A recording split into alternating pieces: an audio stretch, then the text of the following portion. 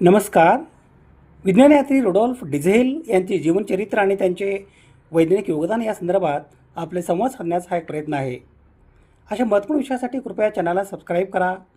आपली मते आणि सूचना कमेंट बॉक्समध्ये लिहा. रुडॉल्फ डिझेल हे जर्मनी देशाचे यांत्रिक अभियंते व संशोधक. त्यांच्याच नावाने पुढे ओळखल्या गेलेल्या संपीडन प्रज्वलन कॉम्प्रेशन इग्निशन इंजिनचे जनक.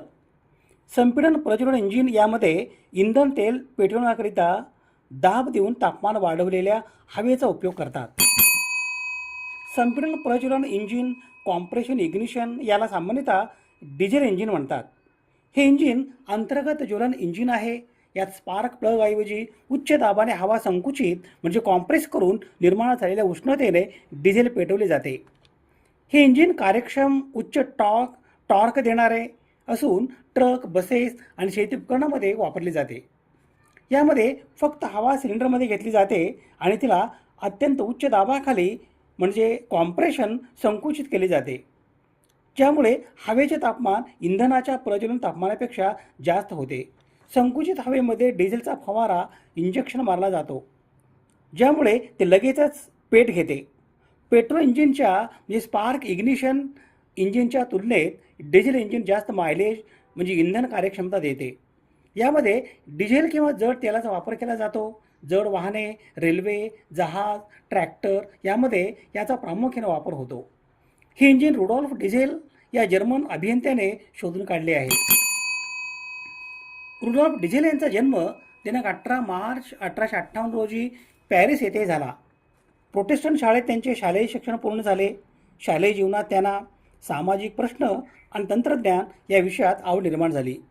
खूप चांगला विद्यार्थी असल्याने 12 वर्षाच्या डिझेलला सोसायटी फॉर कन्स्ट्रक्शन एलिमेंटियर कांस्य पदक मिळाले आणि सन 1870मध्ये इकोल प्रायमेर सुपेरियरमध्ये प्रवेश करण्याची त्याची योजना होती. त्याच वर्षी फ्रँको प्रुशियन युद्ध सुरू झाल्यावर त्याच्या कुटुंबाला इंग्लंडला हद्दपार करण्यात आले आणि ते लंडनमध्ये स्थायिक झाले, जिथे डिझेल इंग्रजी भाषिक शाळेत शिकला. तथापि युद्ध संपण्यापूर्वी डिझेलच्या आईने 12 वर्षाच्या रुडॉल्फला त्याच्या काका आणि काकू बार्बारा आणि क्रिस्टोफ बर्निलेक यांच्यासोबत राहण्यासाठी ऑक्सबर्गला पाठवले, जेणेकरून तो जर्मन भाषेत अस्खलित होऊ शकेल आणि कोनिकलीचे क्रेस गेरबुचले रॉयल काउंटी व्होकेशनल कॉलेजला भेट देऊ शकेल, जिथे त्याचे काका गणित शिकवत असत. त्याने टेक्निशो होचुसले टेक्निकल हायस्कूल यामध्ये प्रवेश घेतला.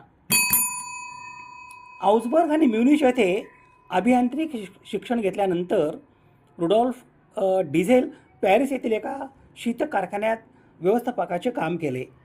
हे सन 1880 ते 1890 या कालावधीत.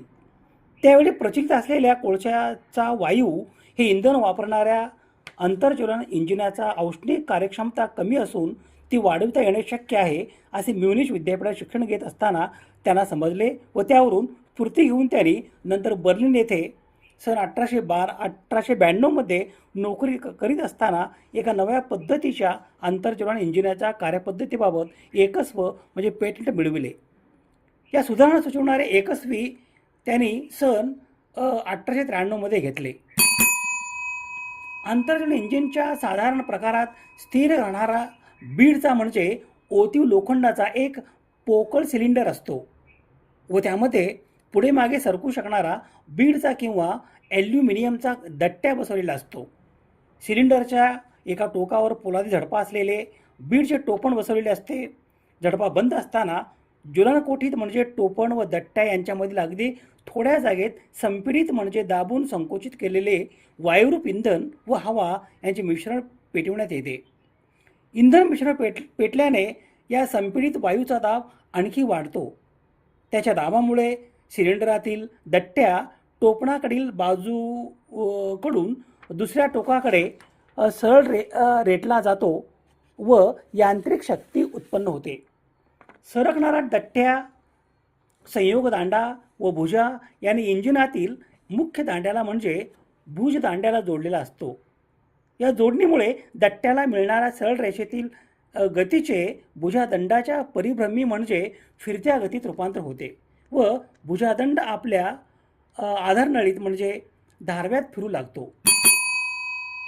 रुडॉल्फ डिझेल यांनी याच वर्षी म्हणजे सन 1893 एका नव्या तर्कशुद्ध इंजिन संबंधीचे सिद्धांत व त्याची रचना हा लेख लिहिला. यातील कल्पनानुसार प्रयोग करून हे नवीन इंजिन बनवण्यासाठी त्यांनी आउसबर्ग येथील एक यंत्र कारखाना व एसेन येथील करप कारखाना यांचे सहकार्य घेतले. या इंजिनासाठी प्रथमतः त्यांनी दगडी कोळशाची भुकटी हे त्या काळी सर्वात स्वस्त असलेले इंधन वापरण्याच्या अयशस्वी प्रयत्न केला. त्यानंतर त्यांनी दाट खनिज तेल वापरले आणि शेवटी 5 वर्षाच्या प्रयत्नानंतर सन 1897 त्यांच्या एकस्वामध्ये वर्णिल्याप्रमाणे चालणारे म्हणजे संपीडित हवेच्या तापमानानेच इंधनाचे प्रज्वलन होणारे व पुढे दाब कायम राहून त्याचे ज्वलन होत असलेले इंजिन यशस्वीरित्या तयार केले. रुडॉल्फ डिझेल यांनी मांडलेला एका नव्या तर्कशुद्ध इंजिनासंबंधीचे सिद्धांत व त्याची रचना हा लेख उच्च औष्णिक कार्यक्षमता असलेल्या डिझेल इंजिनचा पाया ठरला. हा सिद्धांत कार्नोट चक्रावर आधारित होता, ज्यामध्ये इंधनाचे ज्वलन न होता उच्च दाबामुळे हवेत उष्णता निर्माण होऊन इंधन पेटते. कार्नोट सायकलवर आधारित जास्तीत जास्त उष्णता ऊर्जेचे यांत्रिक ऊर्जेत रूपांतर करणे हे या नव्या तर्कशुद्ध इंजिनाचे सिद्धांत आहे. इंजिनमध्ये केवळ हवा उच्च दाबाखाली संकुचित केली जाते, ज्यामुळे हवेचे तापमान इंधनाच्या ज्वलन बिंदूपर्यंत वाढते.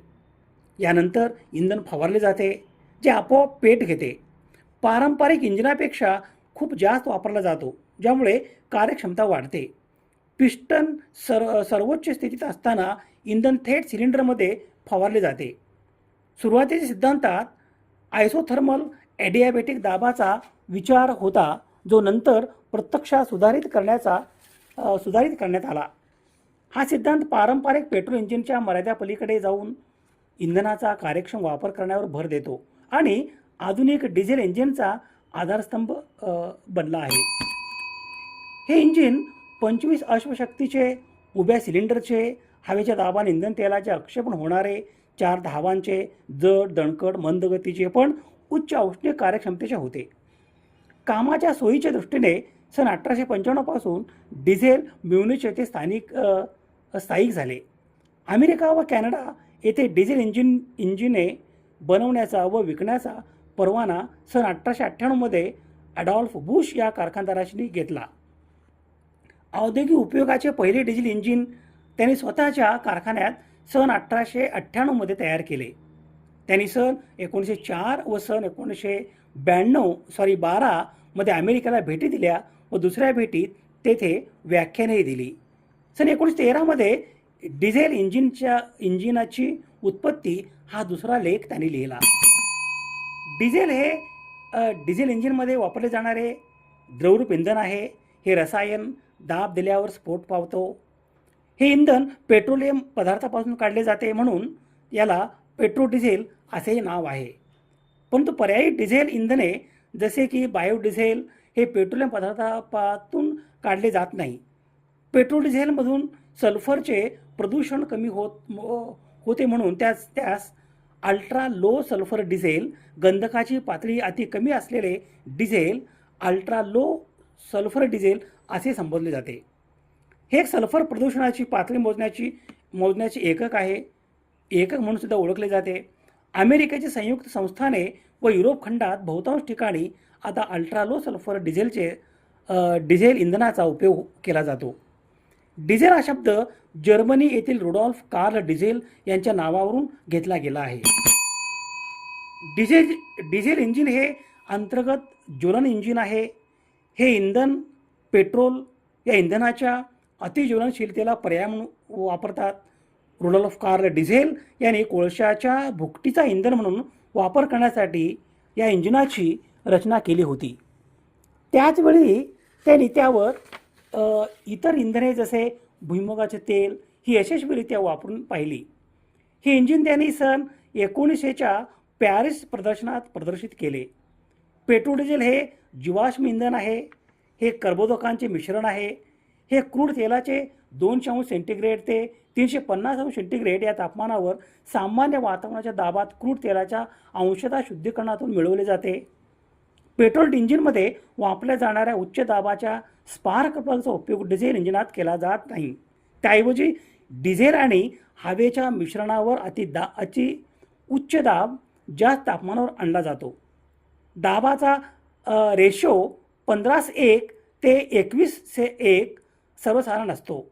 इंजिनात डिझेल कॉम्प्रेशन स्ट्रोकच्या शेवटी सिलेंडरमध्ये हवेसोबत सोडले म्हणजे इंजेक्ट केले जाते. आतील उच्च तापमानामुळे डिझेल व ऑक्सिजन दरम्यान क्रियेला सुरुवात होते. थंड वातावरणात इंजिन चालू करण्यासाठी इंजिनाचे तापमान वाढवणे गरजेचे ठरते. या तापमान वाढीसाठी ग्लो प्लगचा उपयोग होतो. हे प्लग सिलेंडरच्या आतील तापमान वाढवतात, त्यामुळे इंजिन सुरू करणे सोपे होते. डिझेल इंजिनचे सैद्धांतिक कार्यक्षमता, संपीडनाचे प्रमाण आणि इंधन विच्छेदाचे प्रमाण यांच्या परिमाणात काढता येते. प्रत्यक्ष व्यवहारात आधुनिक डिझेल इंजिनची औष्णिक कार्यक्षमता 40% असते. हे प्रमाण प्रचारात असलेल्या सर्व औष्णिक इंजिनाच्या कार्यक्षमतेत सर्वात जास्त आहे. रासायनिकदृष्ट्या डिझेल हे इंधन 16 ते 12 कार्बन अणूच्या हायड्रोकार्बन रसायनांच्या मिश्रणाने युक्त असते. याची घनता प्रति लिटर 800 ते 850 ग्रॅम इतकी असते. निष्कर्षित खनिज तेलाच्या भूप्रदेशानुसार डिझेलचा रंग फिकट पिवळा, खाकी किंवा रंगहीन असा दिसून येतो. हे साधारणतः 120°C ते 399°C तापमान दरम्यान उकळते. त्यातील मेणाचा अंश काढावा लागतो, अन्यथा ते थंडाव्याच्या ठिकाणी गोठते. तसेच डिझेलमध्ये अंशतः सल्फरचे प्रमाण देखील आढळते. सल्फरमुळे होणारे वातावरणाचे प्रदूषण टाळण्यासाठी तेल शुद्धीकरण कारखान्यात डिसल्फरीकरण म्हणजे हायड्रो डिसल्फरायझेशन म्हणजे HDS प्रक्रिया करावी लागते. व्हिस्कॉसिटी संदर्भात डिझेल हे इंधन पेट्रोलपेक्षा काहीसे जाडसर असते. ज्वलन संदर्भात डिझेलची इंजिनात कार्य करण्याची पद्धत पेट्रोलपेक्षा वेगळी असते. हे इंधन इंजिनातील नळकांड्यात अतिदाबाखाली पेट घेते. डिझेलच्या इंजिनात पेट्रोल इंजिनाप्रमाणे ठिणगी पाडणाऱ्या प्लगची आवश्यकता नसते. इंजिनातील संपीडित हवा इतकी गरम होते की तिच्या संपर्कात येताच इंधन जळू लागते. ज्वलन क्षमता मापन या संदर्भात पेट्रोलच्या ऑक्टेन निर्देशांकाप्रमाणे डिझेलची ज्वलन क्षमता ही सीटेन निर्देशांकाने मोजली जाते. रेल्वे, जहाज, ट्रक, बसगाड्या, जनित्र चालवण्यासाठी डिझेल इंधनचा वापर केला जातो. 500 आवर्तने म्हणजे RPM म्हणजे रिव्होल्यूशन पर मिनिट या वेगाने धावणाऱ्या वाहनात किंवा फिरणाऱ्या यंत्रात वापरल्या जाणाऱ्या डिझेल इंधनाला उच्च वेगी diesel, high speed diesel HSD म्हणतात. शेतीपंपासारख्या 500 आवर्तनापेक्षा कमी वेगाने चालणाऱ्या साधनात हलके डिझेल तेल, लाईट डिझेल ऑइल LDO वापरतात.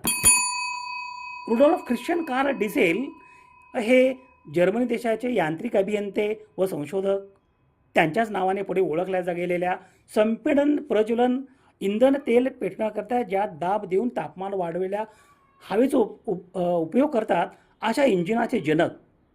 त्यांनी जगाला डिझेल इंजिनाचा क्रांतिकारी शोध लावून दिला, ज्यामुळे वाहतूक आणि उद्योग क्षेत्रात मोठी प्रगती झाली.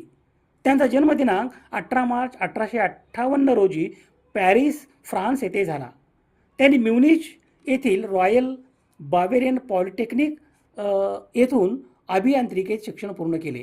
त्यांनी सन 1892 डिझेल इंजिनचे पेटंट मिळवले.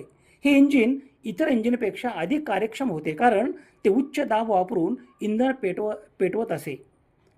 त्यांच्या सन्मानार्थ त्यांनी शोधलेल्या इंजिनमध्ये वापरल्या जाणाऱ्या इंधनाला डिझेल असे नाव देण्यात आले.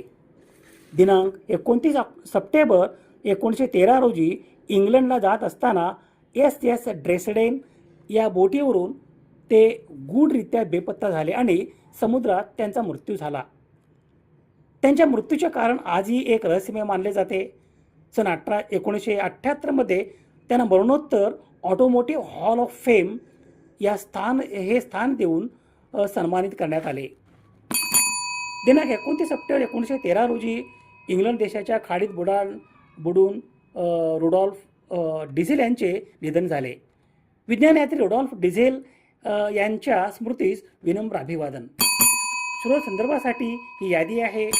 समाजहिताच्या एखाद्या वैज्ञानिक विषयासंदर्भात प्रबोधन करणे, जागतिक समस्यांचे निराकरण करण्यासाठी सामाजिक इच्छा आणि संसाधने एकत्रित करणे आणि मानवतेच्या यशाचा उत्सव बळकट करणे यासाठी सुवर्ण संधी म्हणजे सामाजिक आणि वैज्ञानिक सण आणि उत्सव. अशा महत्त्वपूर्ण विषयासाठी कृपया चॅनलला सबस्क्राईब करा. आपली मते आणि सूचना कमेंट बॉक्समध्ये लिहा. विज्ञान निष्ठा ही जीवननिष्ठा. धन्यवाद.